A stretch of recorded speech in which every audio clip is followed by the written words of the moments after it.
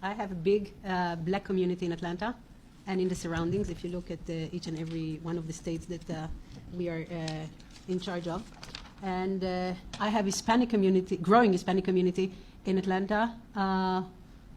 I admit I have no answer why, but I don't take care, so far I did not, the group of the LGBT. It does not have any problem, I would say, that forced me to look into it immediately, but I might do it when I come back.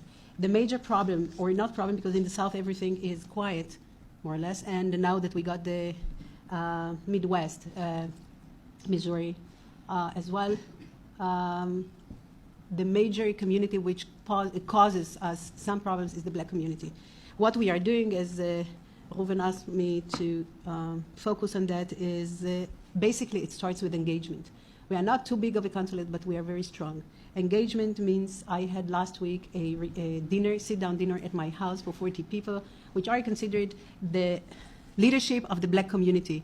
And they were coming from lots of walks of lives, academic, politics, police, airport, mayor's office, very important people. I don't suggest that they are the people who can go to the Black Lives Matters, or they are the Black Lives Matters, but they can approach those people, they can be part of our doing and activities. We meet with lots of legislatures, local legislatures, mainly black, who can have some suggestions of what to do and how to do. They are in close touch with that community. We are working the universities. We have 2 black universities, one for males and one female, the Morehouse and Spelman. It's not easy to get there and to get a speech or whatever, but we manage with the directors and with the students as well. And the last, which is not too much yet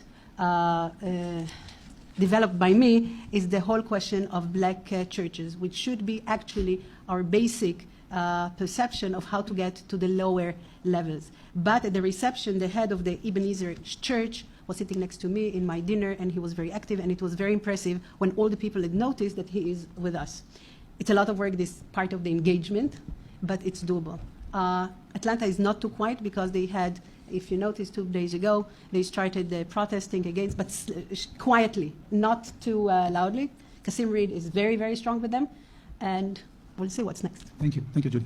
PAC is both a grassroots organization and also a leadership empowerment organization. So a particular concern to us are not African Americans, but those African Americans that will be part of the Congressional Black Caucus, those African Americans that will be governors, those African Americans that will be part of the cabinet of successive administrations.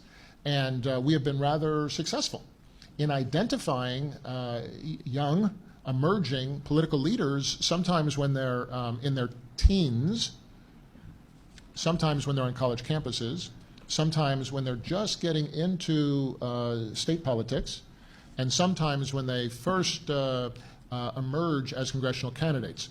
AIPAC built a relationship with Barack Obama before he was a president, before he was a presidential candidate, before he was a U.S. Senator. We built a relationship with him before he was in the Illinois State House.